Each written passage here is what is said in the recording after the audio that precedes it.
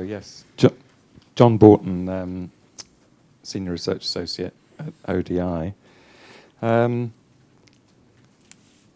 If I could, I'd like to make a comment on the methodology, suggest an additional recommendation, and make a proposal on how the report could be used. On the methodology, I mean, it's a great report and really interesting. I think it puts a lot on the table that I've not really seen on the table before. But I would have appreciated a bit more historical analysis of the three initiatives, coupled with a bit more political economy analysis on why these initiatives and reforms moved in certain, the key stages in the process, and why they stopped at certain points or they were diverted at other points. I think it would be nice to see a bit more of that in the report. In terms of the additional recommendation, I think you're right in bringing out the limits of the voluntary reform from within the sector, but surely it's a reflection of the lack of a substantive governance structure for the sector. If there was a stronger governance structure, something more inclusive and representative than the IASC, then reforms could be made more accountable. They could be driven more. Heads could be knocked together more. So I was surprised that recommendation wasn't in the report. And then finally, the proposal. I wonder if there's value in separating it into the three case studies and actually using each case study as a vehicle in itself for bringing those stakeholders into the room who are pro and barriers and actually using that as an exercise in confronting those vested interests and working out ways in which they could be circumvented or overcome. So I hope that's helpful. Thank you very much. Thank you, John. We'll take two more questions and then go around. Martin. Thank you very much. Martin Barber. I worked as a senior advisor for OCHA during the preparation of the Secretary General's report for the World Humanitarian Summit. Barnaby, if you're pessimistic, this will not happen. We need to be optimistic. We need to tell people it's going to happen. And if we say, it's too difficult, it can't be done, it won't be done. A lot of it is about the mood music, about the way people talk about it. Second point is that institutions are incredibly inflexible. And all the staff of a particular institution may agree that it should change the way it works, but that doesn't mean that it's going to change the way it works. Third point, for me, the big outcome from the summit was that there are three initiatives which go together, which will change the way things happen, whether we like it or not. One is the grand bargain.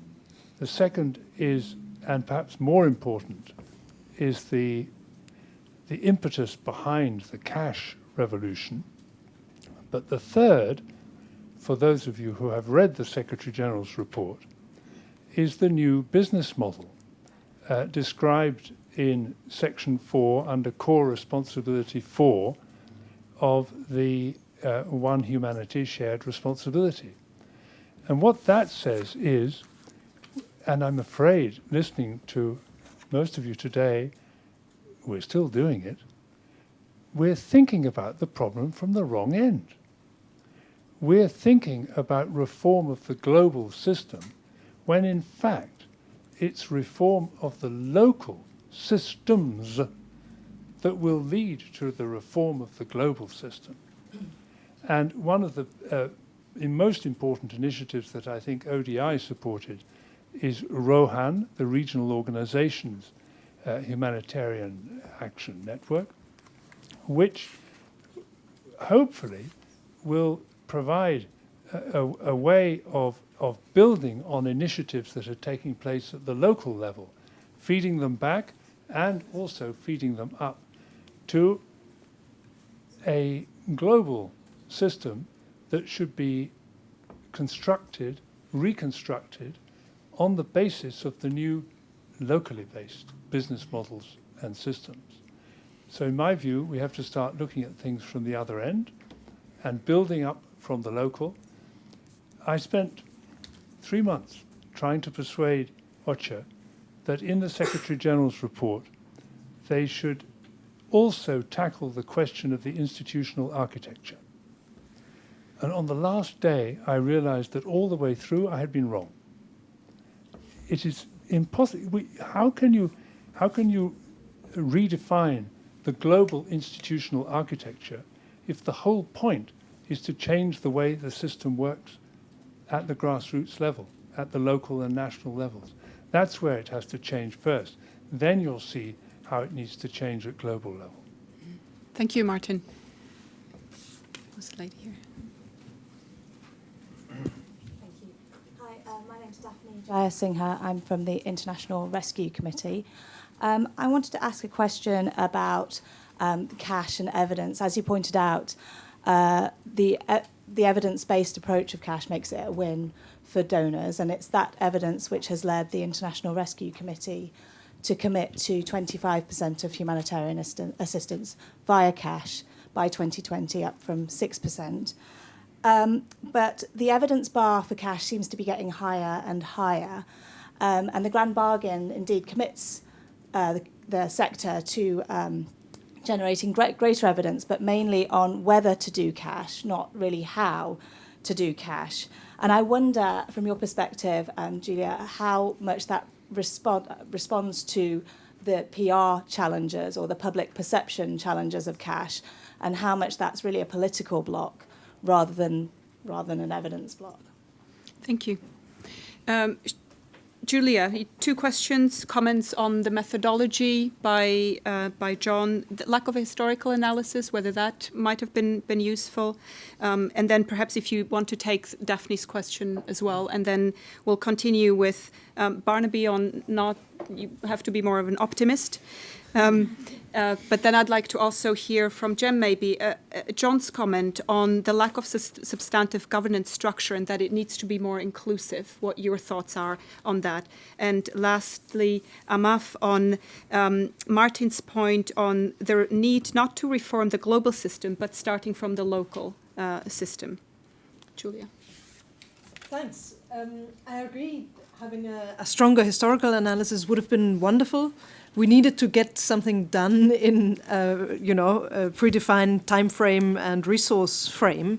And I think in this case, for us, the look into the future, this sort of thought experiment that we did was simply more important because we were trying to get a way out of the usual way that the humanitarian system, including us, does business, which is research by chatting, right? So usually you go around and try and get experiences and perceptions about the past and about the present, and then you try and make sense of it. And we felt that if we look at interests and incentives, that wasn't getting us much further. And therefore, we wanted to take this look from the future. And if you spend, of course, you can maybe have a more informed look from the future the more you delve in the past. But given that we, couldn't do everything and didn't have an infinite number of days and months to work on that, we just took this priority and said, let's look from the future and say what that tells us. On cash, I agree that it's more about the PR here, or people trying to hide behind certain concerns and starting to delay things because they realize that this is the one reform that has so much drive behind it and could really ruffle a lot of feathers and shrink market share of certain organizations quite drastically. There's one aspect regarding the evidence where I think it's still a little bit weak, which is about the efficiency. So we have certain localized studies that try and compare the cost efficiency of delivering multi-purpose cash versus vouchers versus in-kind, but they tend to be very localized. And especially the cases out there to say, if we move to these large-scale multi-purpose cash contracts, there will be even more economies of scale and more efficiency, and we haven't really proven that yet. And I think we might get even more convincing numbers, actually, than the ones that are based on a relatively thin level at the moment. Thank you, Julia. Barnaby? Maybe I'm just having a bad day, but no, I mean, Martin, I completely agree with everything you say, actually. And I think the pessimism I had was, just to sort of unpack it a bit, was really about sort of depressing hearing things from sort of, the big agencies, big international agencies, that suggested that, despite the grand bargain, that kind of core, traditional, formal humanitarian system was going to take a long time to change. I mean, within, yes, the changes that the grand bargain is hopefully, if it gets implemented, going to change. And I suppose to be optimistic about it, and I'm really happy that you mentioned ROHAN, the Regional Organisations Humanitarian Action Network, which we helped launch. And I think that's exactly the kind of example of something which, it's a little bit of a niche area, but it's incredibly important. And I think, like a lot of the work, and we're, as ODI, wanting to do more work on this to really understand the realities of this whole world beyond the kind of the grand bargain agencies, where change is already happening. And I was in Nigeria just before I went to Istanbul, and I sort of saw this different world of what's actually happening. And I suppose what was making me a little bit pessimistic was the idea that, well, there's so much going on beyond this grand bargain that we could catalyse change much more quickly if that was actually more recognised and more acknowledged and more linked in. So yeah, I remain pessimistic about the kind of perhaps the core grand bargain, but optimistic about more broad change happening if we can sort of get these bits around the edges to get a higher profile. Thank you. And maybe following on from that, Jim, the question of the structure, governance structure, and maybe elaborating more on the humanitarian landscape, which has obviously changed a great deal over recent years. Turkey, you're one of the biggest donors, but you're still fairly new. How do you fit into that system or the systems? What are your thoughts on that, on the need to be more inclusive in the governance? Most definitely. I mean, no one can argue with the fact that one needs to be more inclusive. The door should be open to anyone who wants to help in any way possible. I think the key, two key words when I was preparing for this meeting. Two key words came to my mind. One of them is flexibility, which has been mentioned before. We've always been saying that one size does not fit all. Well, what's the solution then? Then flexibility is the solution. And secondly, the human element of humanitarian aid, which requires a conscience from our side. So, if a fair conscience, an easy conscience, would have us include anyone who wants to help in terms of humanitarian aid, and would have us have flexible approaches to issues. For example, in terms of the Syrian refugees that we're hosting, we looked at the employment issue, and we tried to be flexible. We passed a bylaw which allows Syrian refugees access to the local market now. Syrian refugees can actually work in Turkey now.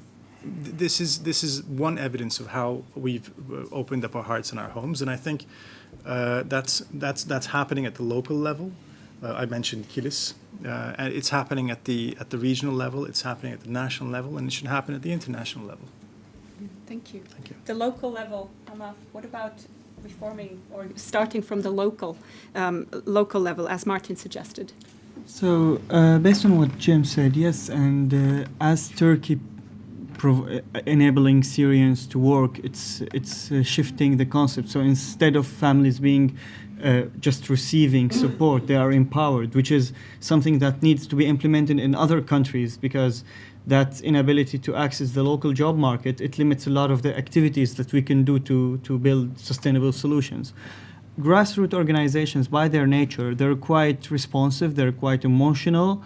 That gives them that commitment to work. But then if the right mechanisms to share knowledge were put in place and some capacity building was worked with the local grassroots organizations, they can really be important partner in providing sustainable solutions for in this case for Syrians in these countries, because that's what they need. They got the commitment, they got the knowledge, but then they need some sort of structure, and it could be quite effective. Yeah.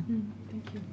We've got time for another round, but I also like to include one question from the online audience. But let's take two more from the lady there and the gentleman in the back.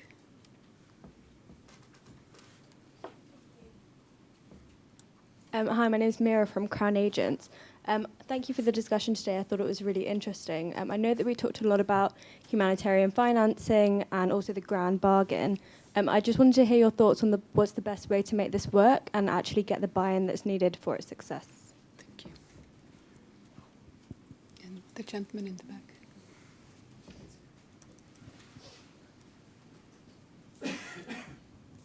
Hi, my name is Simon Laurie White, also currently with Crown Agents. Seems like we're grabbing the question time here. Yes, I wanted to raise something no one's talked about, which is the question of competence. Reforming humanitarian organizations to be competent would be a good start. We have so many people who don't know what they're doing in the field. We could get a 10, 20, 30% boost in performance just by having people who knew what they were doing. The next point I wanted to make was that the way organizations work together is a kind of balance of forces that push in and out. So the forces that bring organizations together, collaborative forces, and then there are competitive forces that push them apart. And they achieve a kind of equilibrium between those two. If we expect the big agencies to reform themselves without outside pressures, I think we can forget that. That's not going to happen. It needs an outside force, and the outside force is either the host government or donor governments or civil society pressure, one of those, but not internal. Thank you. Oh, sorry. Should I stop? Yes. Thank you. And a question from Elizabeth McDonald from Open University. She commented on what you had said, Jane, about the mindset towards the immediate action-orientated mindset in the humanitarian sector. And she's wondering, is there a need for balancing more reflective practice with time for learning and exploration? How could this be supported and by whom? And maybe we can start with that, if you don't mind. Okay. Thank you. Again, the straight answer to that is, of course, yes. But the challenge that we face comes back to this investing, and it plays across to the point Simon was making about competence as well. It really means investing in that time and space for reflection and for competence building and so on. And I think that's where we increasingly come back to, which is where are we going to resource that from?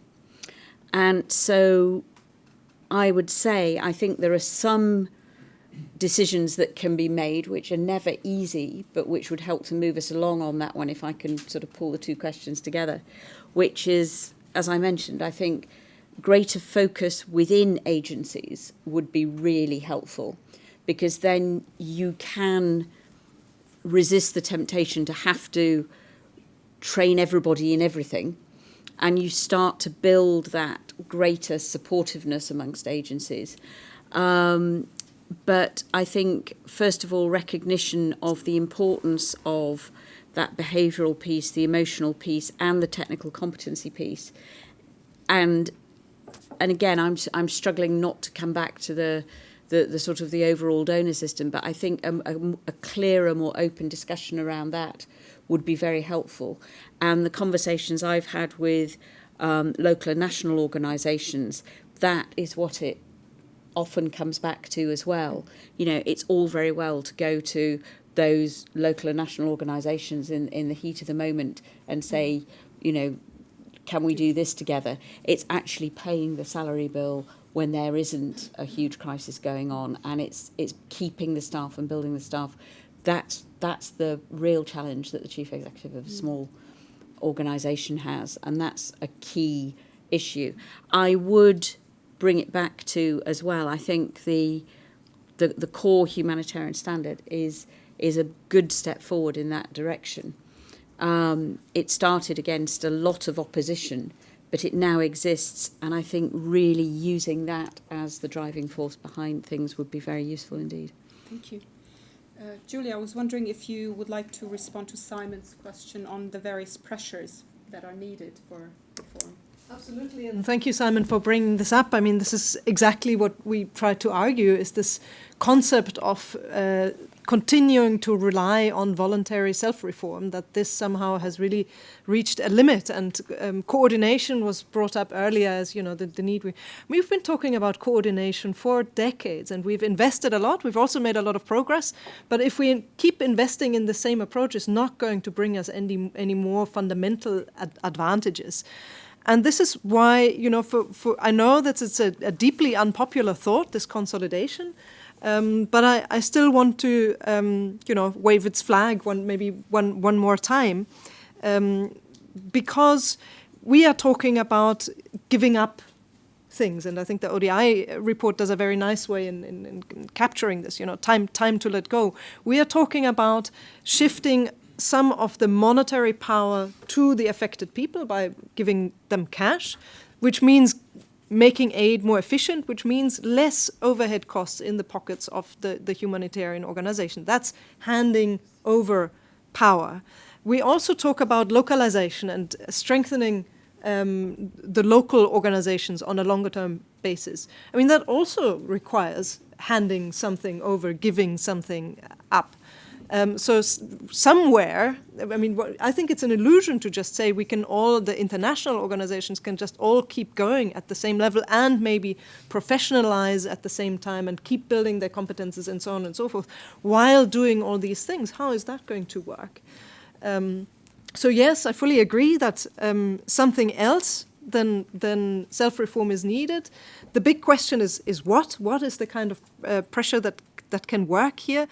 And we don't know yet, but there are a couple out there. And I think competition, sort of clever competition, is actually one of the driving forces, rather than maybe creating a new governance structure from the top down that then is supposed to sort it out, because surely that governance structure would have the same representatives of the established structures in there that we have today. So I would rather bet on you know, for example, through cash shifting to these large multi-sector contracts and handing them out in a very cleverly designed, competitive way that rewards professionalism and results in the end in a consolidation of the international actor scene.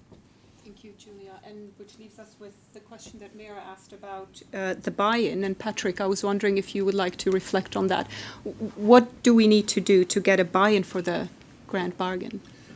Well, I think we need to see visible change relatively quickly and see that at the local level, nationally. So I think, you know, we could spend months in meetings in capitals agreeing a monitoring framework for all the commitments that we've made, both collectively and individually. I think that's fine, but we need to make sure that it delivers change for people on the ground. So I think we need to road test the grand bargain relatively quickly in a few countries where we think it's relevant, and in very different contexts if possible, so that we can learn the lessons of that very quickly. I think we should probably not be over ambitious in terms of implementing all the commitments at the same time. I think it's really about translating what those commitments mean in a particular context and actually trying to resolve that issue. together with actors and hopefully as well with the host government. Thank you very much. Final thoughts from the panelists? Anything that wasn't mentioned that you would like to mention otherwise? Yeah? Yes, Amath?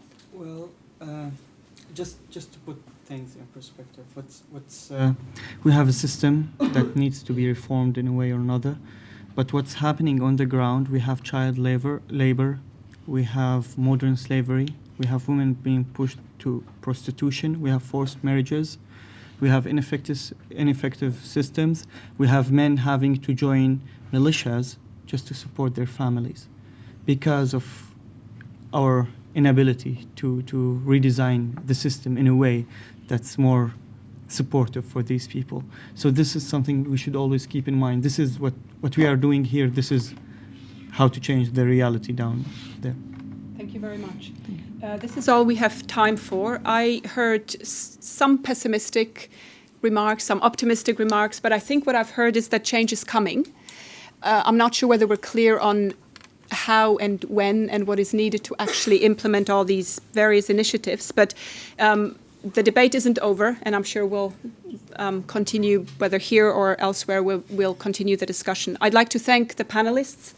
Thank you very much. The audience and online as well for having attended. Hard copies of the report, we've put some of them on the chairs, but there are also others outside.